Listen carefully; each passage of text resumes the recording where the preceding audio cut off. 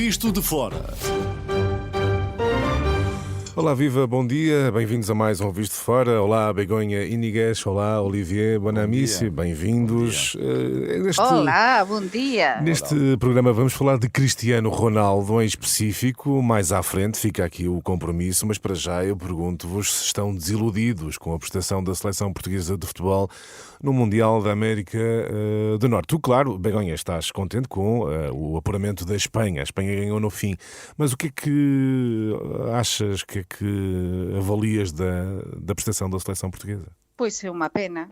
Realmente é uma pena que não tenha passado, não é? É a minha segunda seleção, como já expliquei tantas vezes. Sim. E é pena porque a imagem que deu foi de resiliência, mas ao mesmo tempo de estar um jogador, aí parecia que o Ronaldo estava aí sozinho a tentar ele atuar por livre, e o resto da equipa estava a fazer equipa, ok? Mas um bocado perdidos a fazer resistência na defensa, enfim, fiquei triste, Tristeza. contente pela parte da Espanha, Claro, ter evidente. avançado mais um bocadinho, mas triste porque eu também quero muito Portugal. Mas não foi possível. Olivier, a tua avaliação da prestação portuguesa? Sempre que Portugal joga fora da Europa nos Mundiais, a prestação não é muito positiva. Eu fiquei um pouco de ressaca, admito, após a derrota de Portugal, porque quando está... Depois já não tem o mesmo sabor, por assim dizer, né? Sim. Bom, o Mundial... Eu percebo-te bem. Não, mas é verdade, acordei no dia seguinte um pouco triste, não é? E na véspera, e tu isto para contar o que é que eu acho, é que na véspera eu peguei-me, entre aspas, com alguns amigos meus que estavam a ver o jogo, a dizer: a vossa ideia do jogo morreu. Ou seja, havia os prós e contra, não é? Vou falar daqui a pouco, o Ronaldo, etc. Vamos falar daqui a pouco. E é claramente a derrota, para mim, de uma ideia de um homem, que é Roberto Martínez, e a derrota de um sistema que ele colocou. E houve pessoas que o apoiaram até o fim, que apoiaram a ideia do Ronaldo até o fim, mas estas pessoas perderam, e fiquei triste porque é ótimo às vezes não ter razão, não é? E teria adorado não ter razão em relação a isto, mas infelizmente tive razão e Portugal foi eliminado. Exatamente, a verdade é que Portugal está fora do Mundial. Mais à frente fica esse compromisso. Vamos falar especificamente de Cristiano Ronaldo. Para já avançamos para a análise dos temas que marcaram a atualidade europeia. Euronet Plus. E não raras vezes abrimos com Donald Trump. O programa desta semana não é exceção. Donald Trump, na Cimeira da NATO, afirmou que os Estados Unidos vão conceder à Ucrânia uma licença para produzir mísseis Patriot. Isto depois de muito tempo de pressão nesse sentido por parte de Kiev. Begonha, o que é que isto quererá dizer, esta permissão norte-americana para a produção de mísseis Patriot por parte da Ucrânia? Olha, o que me dá é a cara que tiña o Zelensky na reunión con o Trump, ok? É que porque cualquier reunión con o Trump é sempre unha aventura, é sempre imprevisível, non é? Esa cara de susto, esa cara de un bocadiño de a ver con que me vou encontrar, mas ao mesmo tempo é preciso dos Estados Unidos precisamente pelo anuncio que acabas de dizer, non é? Os mísseis son importantes para a defensa da Ucrania, mas agora parece que isto é como, pronto, isto é como un pequenino presente que o Donald Trump quer facer a Ucrania. Ou seja, não vês aqui nada de muito significativo no apoio norte-americano, não, é isso? Para mim, não, o apoio norte-americano dentro da NATO é algo que quase se dá por feito, não é? É dizer, se nós pertencemos à NATO, a Europa pertence à NATO, muitíssimos países da Europa pertencem à NATO e países importantes, e há um país europeu que está em guerra e fronteiriço de países muito importantes da NATO. É normal que os Estados Unidos apoiem. O que não é normal é o que estava a acontecer nos últimos meses, que precisamente os Estados Unidos estão-se a desviar precisamente do seu compromisso como membro muito importante e fundador da NATO de apoio à Ucrânia. Exato. Eu vejo, dou a volta a isto e analiso e avalio isto assim. Olivier, qual é a tua avaliação? A avaliação, eu diria, vou começar para homenagear um jornalista, que é um jornalista dinamarquês, que fez a seguinte pergunta a Mark Rutte, ou seja, o secretário-geral da NATO. Senhor Rutte, portanto, diz, adorei porque para mim resume tudo. Donald Trump fala de conquistar a Groenlândia. Donald Trump fala de declarar a guerra comercial à Espanha. o antigo Mark Rutte, como primeiro-ministro, nunca teria aprovado este tipo de discurso. Isso afeta ou não afeta a sua autoestima quando está sentado ao lado de Donald Trump? Não, mas é brilhante. É Sim. brilhante. Bom, claro que Mark Rutte, eu ouvi a conferência um pouco e ele respondeu completamente ao lado. Ao lado, sim. Mas isto mostra tudo. Eu acho que é terrível. O que acontece é que, novamente, se sentir muito submissão por parte da Europa. Eu diria até que fiquei um pouco triste desta vez com o discurso de Pedro Sánchez em relação a Donald Trump, porque o seu país foi atacado, na minha opinião, de forma injusta, e por norma ele responde muito bem, Pedro Sánchez, e desta vez depois disse, falei com Donald Trump, e falamos de futebol e de golfe. Ou seja, pronto, os temas que o Donald Trump queria abordar realmente, não é? E estamos a sentir com o Donald Trump que basicamente é um pouco como, às vezes, uma empresa, nós temos dificuldade em dizer mal do patrão, porque temos medo das retaliações, não é? Sim. E é um pouco a mesma coisa aqui. E senti novamente muita submissão por parte da Europa. Begonha, pegando nestes pontos, nova abordagem de Trump sobre a Groenlândia e este novo ataque, digamos assim, de Trump à Espanha, que vê o teu país como um caso perdido na NATO, um país que não quer pagar a defesa da Aliança Atlântica. Que avaliação é que fazes sobre este tipo de declaração de Trump? Não é assim.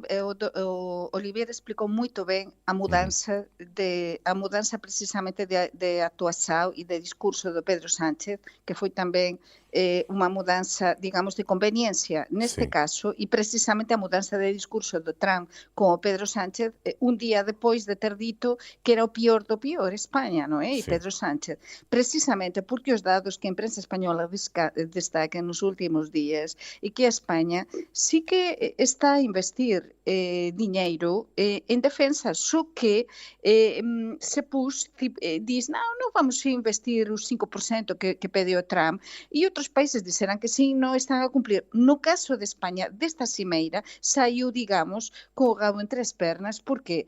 Porque a Espanha nos últimos anos tinha gasto 13.000 milhões de euros em defesa, e saiu desta cimeira, atenção, com um compromisso de investir 56.000 milhões de euros em defesa, de chegar aos 5%. Portanto, o Trump ganhou mesmo a batalha. O Pedro Sánchez, todo esse discurso que tinha dito que não podia a Espanha porque tinha os compromissos em matéria de defesa de direitos sociais e tudo isso, não está realmente a Espanha a cumprir. E a Espanha, como estava sozinha, realmente tinham deixado a Espanha sozinha, pois o Pedro Sánchez finalmente cedeu. E depois, isto que perguntabas da Groenlândia, aqui a Dinamarca está mesmo empenhada em defender os direitos da Groenlândia. Parece-me muito bem, mas eu penso que nisto a Europa deve estar mais uma vez unida,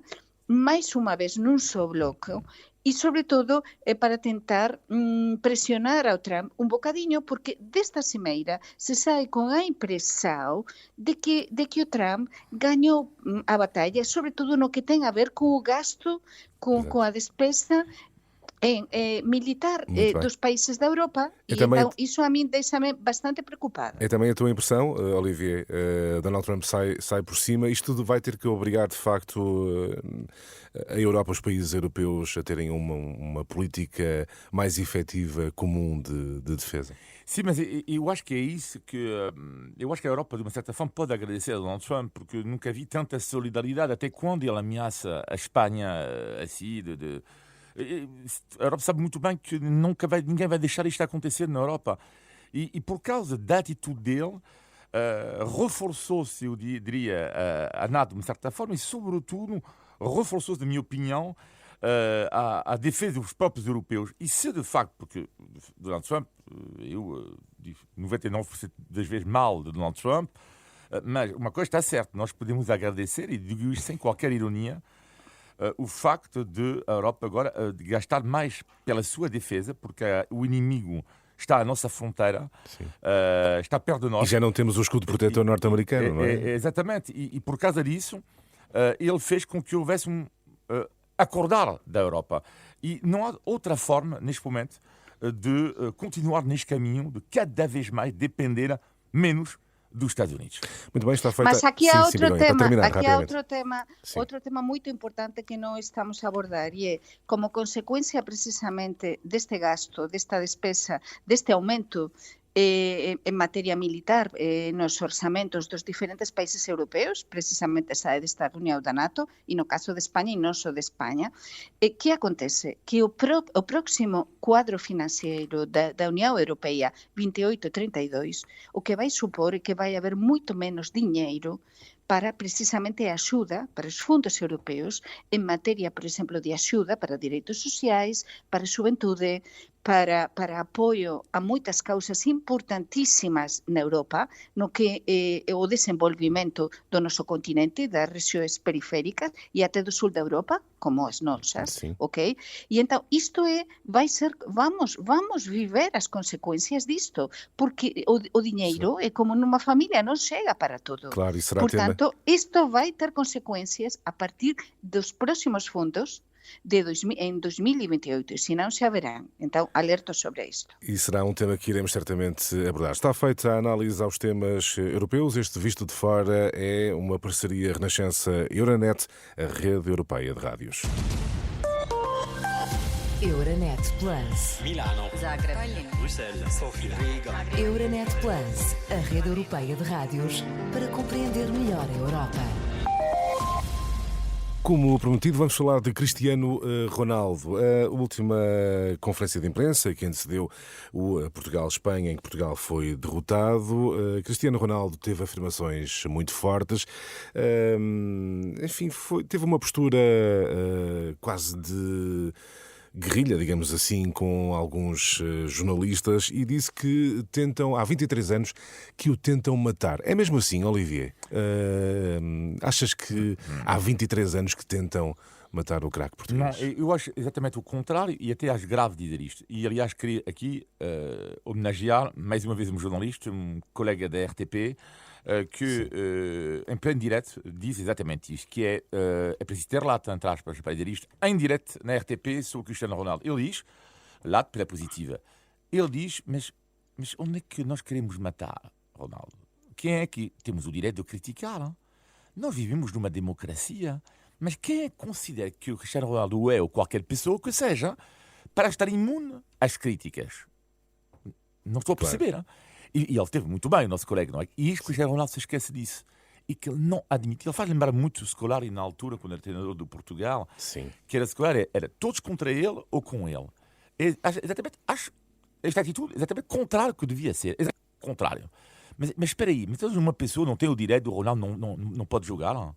Mas estamos aonde? Tipo, não estou a entender isto. E achas que foi essa postura que contribuiu para a prestação decepcionante de Portugal no Mundial? Não, mas há uma certa teimosia, não é? Como eu dizia no início do programa, é que o Martínez, não é?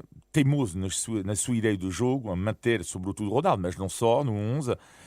E Ronaldo, ele próprio, não se apercebe que já passou o tempo de ser o melhor do mundo, um dos melhores do mundo, ao contrário do Messi, que continua a ser ele. Até porque são posições diferentes no campo, não é? Exatamente, é isso, não é? Mas imaginar que o Messi estivesse no mesmo nível que o Ronaldo, ele também não teria que jogar, não é? Portanto, e isto é uma coisa completamente surreal. Parece que por tudo o que é que ele fez na história, e ele deu muito... E nada apaga a história, não é? Nada apaga a história. Bem, é evidente, parece que por tudo que ele fez, ele não pode sair. Isto é uma loucura, mas é completamente louco. E quando eu espero que não seja verdade, quando vejo que o novo treinador português da seleção diz que é o próprio Ronaldo que vai decidir, eu espero que não seja verdade, que é fake, acho eu, espero eu, que é o próprio Ronaldo que vai escolher a sua saída. Aliás, ele próprio disse, sou eu que escolho quando saio. Sim, não, mas é alucinante, é completamente alucinante. E não se pode confundir o amor que nós temos pelo país, pela pátria, e também tudo o que ele deu, não se pode confundir isto com a conivência, não se pode confundir isto com uma crítica, porque é exatamente isto que funciona uma democracia. Begonha, achas mesmo que tentam matar Cristiano Ronaldo há 23 anos, usando a expressão do próprio? O que eu quero dizer aqui é que tão importante como chegar ao mais alto é se manter e também saber ir embora. O que define a grandeza de qualquer pessoa, em qualquer nível profissional, tanto seja futebol como em qualquer nível, é precisamente saber dizer adeus, saber dizer ir embora. E Cristiano Como não foi, está a saber fazê-lo, por é isso? exemplo, como foi o caso do Rafa Nadal, ele a recoñecer os seus problemas físicos, a recoñecer, a dizer non sei se poderei continuar, non sei, é dizer, a grandeza dun grande desportista neste caso é saber ir embora, tener a humildade para saber dizer Então adeus. pergunto, ele O não está a saber Ronaldo ser humilde, é isso? não está a ser isso, sabemos todos, não é? Não está a ser humilde, é grandíssimo. Ronaldo, todo o que ele fez é impressionante, é quase sobrenatural, é o bicho, como nós dizemos em Espanha. Exato. Impressionante. A imprensa espanhola teve palavras muito bonitas com o Ronaldo, precisamente pela sua grandeza como xogador, non é? O seu papel impresionante na historia do futebol. Iso, como dicía Olivier, ninguén cuestiona.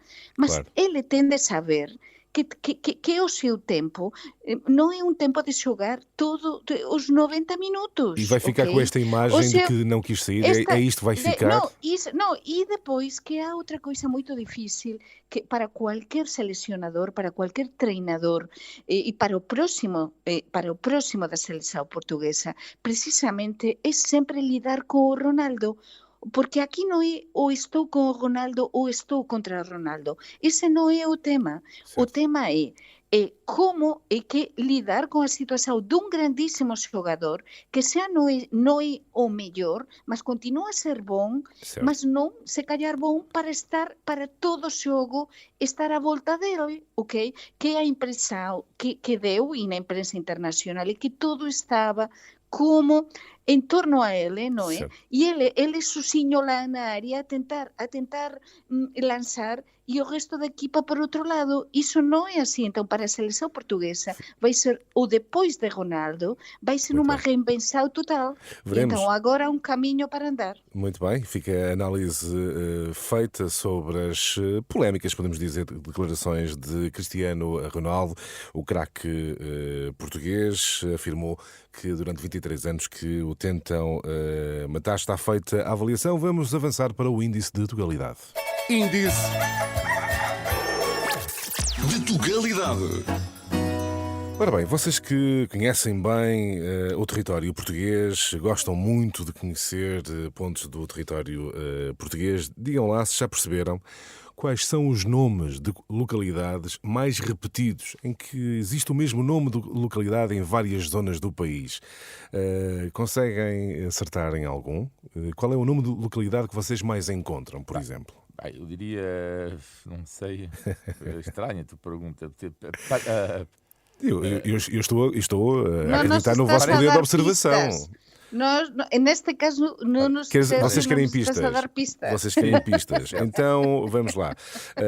Localidade São João, Santo António ou São José? Qualquera das três. Eu acho que qualquera das três repite-se muitíssimo. António. É verdade, Santo António é o nome um dos nomes de localidade mais repetidos em Portugal. Podemos encontrar várias. Eu não conheço nenhuma. Não, eu conheço várias. É sério? Santo António é São Martinho, Santa Cruz e Carvalhal. São os nomes de localidades mais Santa repetidos. Cruz, sim, Exato. sim. Mas Santo Santa António, Cruz, tu conheces, bastante. Begonha? Sim. Santo António? Uma localidade que se chama Santo António? Sim. Conheces, Begonha? Begonha, Não há Santo António da Caparica? por exemplo. Eu Santo acho que António. sim. Vila Real Santo António. ok. Vila Real Santo Acrescentar- António. Acrescentar uma palavra também, ok? Também, Sim, também, mas também. existem várias localidades, lugares, E como se diz aqui. Carvalhal também até existe, nomes, é verdade. até nomes de praias, São Martinho. nomes de aldeias, São Martinho do Porto, por exemplo. Sim, Olha, sim, vou sim, dizer sim. agora aqui um palavrão. Isto são agiotopónimos, que são nomes de localidades com origem religiosa. E depois há os Claro. topónimos físicos, como Carvalhal, não é? Claro. Que têm origem Sim, sim, geográfica. São os nomes mais repetidos em localidades em Portugal. Fica aqui bem sublinhada esta ideia. Vamos aos negativos e positivos. O negativo da semana, Begonha. O negativo para mí, sin dúvida, é esta tragedia, este incendio onde morreran máis de 12 persoas en Almería, no levante español, na parte máis a leste de Andalucía, un incendio moito parecido nos contornos aos fogos florestais tamén de 2017, de suño, da tragedia portuguesa de suño de 2017, porque precisamente unha familia inglesa morreu dentro dun carro precisamente por estar a tentar fuxir e non ter percibido o que as autoridades españolas estaban a dizer para ter cuidados e para que as persoas ficasen confinadas nas súas casas. Entón é unha tragedia bestial, há moitos desaparecidos e aínda non sabemos en cuántos mortos vai ficar isto. Portanto, é terrível. E depois, para o bolso dos portugueses, é terrível tamén que o gasóleo vai custar máis 7 céntimos e a gasolina máis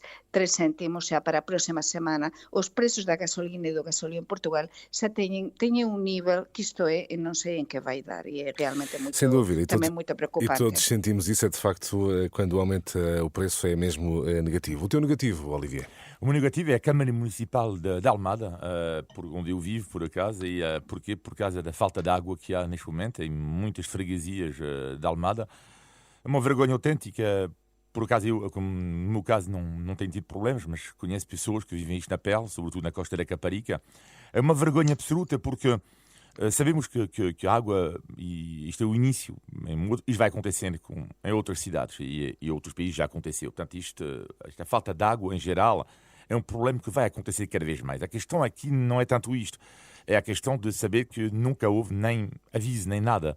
Ou seja, era uma má gestão, não é? É uma má gestão.